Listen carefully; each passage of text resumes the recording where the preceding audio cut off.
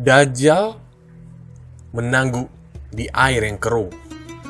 Ketika umat Islam menunggu akan datangnya Nabi Isa dan umat Kristiani menunggu datangnya Yesus, Dajjal merencanakan suatu makar, di mana semua makar yang dia rencanakan itu telah dipikirkan dengan matang. Dia berencana untuk menyamar sebagai Nabi Isa.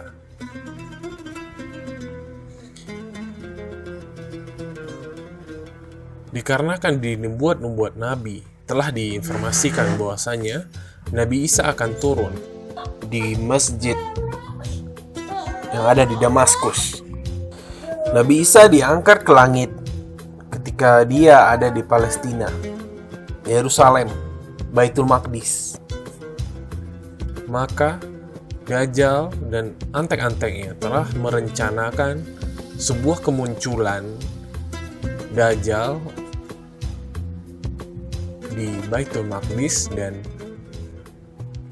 memberitahu dunia bahwasanya dia adalah Nabi Isa, agar tipu dayanya semakin meyakinkan. Memilih Baitul Maqdis dan mendirikan negara Yahudi Zionis di situ dan memberinya nama Israel sebagai tempat kemunculan, walaupun daerah itu dikelilingi oleh negara-negara Islam. Dajjal mempengaruhi kekhalifahan Turki Utsmani untuk menyerahkan Palestina dan akhirnya menamai daerah itu dengan nama Israel, merujuk kepada Bani Israel sebagai pemilik tanah suci tersebut menurut anggapan mereka. Mereka orang-orang Yahudi berdalih bahwa dulunya Masjidil Aqsa adalah Haikal Sulaiman atau Sulaiman Temple, kuil Sulaiman. Padahal, bila kita menurut sejarah, siapakah sebenarnya yang membangun Masjidil Aqsa? Ternyata yang membangun Masjidil Aqsa adalah Nabi Yakub alaihissalam, anak dari Nabi Ishak dan cucunya Nabi Ibrahim alaihissalam. Nabi Ishak memiliki 2 orang anak, Is dan Nabi Yakub. Nabi Yakub memiliki 4 orang istri. Di antaranya Laya, Rahil, Zalfah, dan Balha. Dari keempat istri tersebut, Nabi Yakub dikaruniai oleh Allah 12 orang anak. Salah satu anak Nabi Yakub diangkat oleh Allah sebagai nabi, yakni Nabi Yusuf alaihissalam. Nabi Yusuf merupakan kakek-kakek moyang daripada Nabi Daud. Dan Nabi Sulaiman adalah anak dari Nabi Daud. Oleh sebab itu, sudah bisa kita pastikan bahwasannya Masjidil Aqsa telah dahulu ada sebelum kuil Nabi Sulaiman yang digembor-gemborkan orang Yahudi. Sebetulnya kuil Sulaiman itu tidak ada. Yang ada adalah Masjidil Aqsa. Pemerintahan Nabi Sulaiman berada di Masjidil Aqsa. Kenapa mereka menamakan kuil Sulaiman? Itu merupakan propaganda para penyihir, penyembah iblis, penyembah api, penyembah matahari. Soul Amon Temple, kuil Dewa Matahari, jiwa Dewa Matahari ada di kuil itu, yang diplesetkan menjadi Solomon Temple. Bila membahas tentang Bani Israel, area kedua selain Palestina adalah Mesir. Nabi Musa pernah mengusir Dajjal di Mesir. Ketika Nabi Musa membawa Bani Israel pergi dari Mesir, pergi ke Palestina, Bani Israel yang ikut bersama Nabi berpura-pura pergi ke istana Firaun untuk meminjam beberapa perhiasan-perhiasan emas yang diperuntukkan untuk hari raya mereka. Padahal itu hanyalah alasan agar Firaun dan bala tentaranya lengah. Sementara kerajaan Firaun dan para tentaranya lengah, maka Bani Israel bersama Nabi Musa kabur dari Kan'an, menyeberangi lautan, membelah lautan dengan izin Allah dan Rasulnya, dan menenggelamkan Firaun dan bala tentaranya yang ikut mengejar.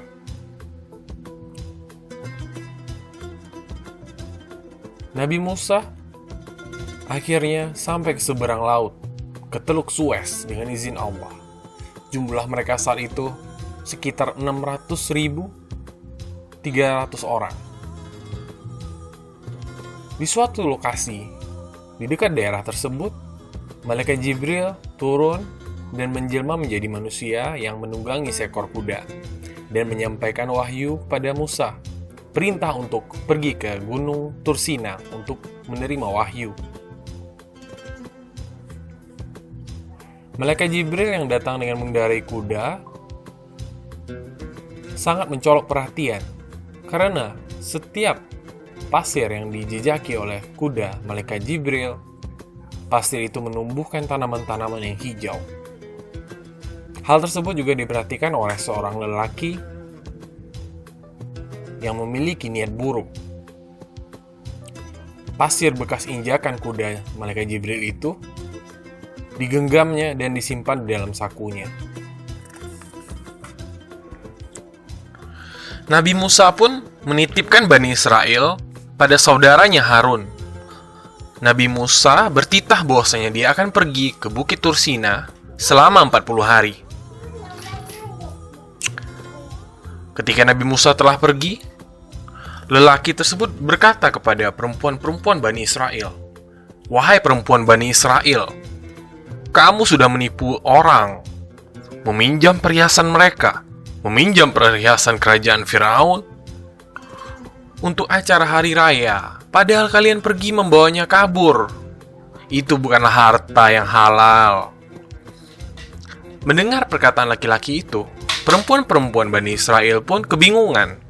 Lantas mereka bertanya kepada Nabi Harun apa yang sebaiknya dilakukan. Nabi Harun berkata, "Kita tunggu saja Nabi Musa untuk mengambil keputusan yang tepat." Lelaki itu pun memaparkan pendapatnya, bagaimana kalau kita timbun saja semua perhiasan emas ini? Lalu ketika Musa turun, barulah kita minta keputusan beliau.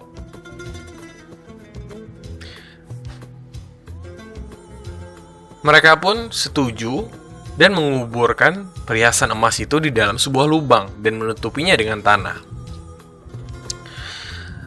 Hari berganti hari, sampailah di 40 hari yang dijanjikan oleh Musa.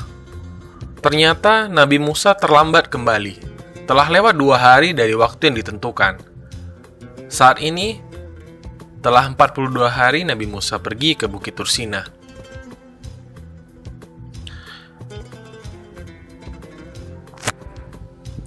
Di hari ke-42, barulah Nabi Musa turun dari Bukit Tursina. Lelaki itu mulai melancarkan fitnah-fitnahnya. Dia berkata, "Bagaimana ini saudaraku? Sudah 2 hari Musa tidak juga datang. Pasti Musa telah membohongi kita. Dia menipu kita. Dia telah mengkhianati kita." Malam itu dia menggali perhiasan itu, menghasut beberapa orang untuk membantunya melebur perhiasan emas dan membentuknya kembali menjadi sebuah patung sapi dengan ukuran yang besar. Lalu dia memasukkan pasir bekas kuda Jibril yang disimpannya ke dalam patung sapi tersebut. Hasilnya, patung sapi itu bisa berbicara dengan kehendak Allah. Dengan serta-merta, dia memanggil semua Bani Israel dan berkata, "Inilah Tuhan kita yang sebenarnya. Semua pertanyaan yang kita tanyakan kepada patung sapi ini akan dijawabnya. Musa benar-benar telah menipu kita. Tuhan kita ternyata ada di sini. sedangkan dia berkata dia pergi menemui Tuhan ke Gunung Tursina. Oleh sebab perkataan lelaki tersebut, sebagian Bani Israel pun terperdaya. Nabi Harun berusaha untuk menyadarkan kembali kaumnya, namun Nabi Harun tidak didengar. Ketika Nabi Musa turun membawa luh-luh Taurat, Nabi Musa bukan main kaget dan geramnya melihat kaumnya telah murtad, telah menyembah patung sapi. Nabi Musa menarik janggut Nabi Harun dan berkata kepada saudaranya, "Kenapa Bani Israel bisa kembali menyembah berhala?" Lalu Nabi Musa menghancurkan patung sapi tersebut, meleburnya dan membuangnya ke Teluk Suez, Sungai Nil. Laki-laki itu diusir oleh Musa. Laki-laki itu memiliki nama yang sama dengan Musa, namun digelari dengan kata Samiri. Karena lelaki tersebut berasal dari sebuah kota di Irak yang bernama Samiri, Musa Samiri. Setelah diusir, lalu Samiri pergi bersama beberapa Bani Israel yang ingin menjadi pengikutnya. Dialah Samiri, Dajjal. Dengan kekuatannya, dia melanglang buana ke seluruh tempat di dunia. Dari tahun ke tahun, membuat makar, membuat tipu daya, menjauhkan manusia dari Allah dan Rasul-Nya. Dan dia membawa pengikut-pengikutnya ke suatu tempat yang kelak saat ini tempat tersebut akan digelari oleh negeri Paman Sam.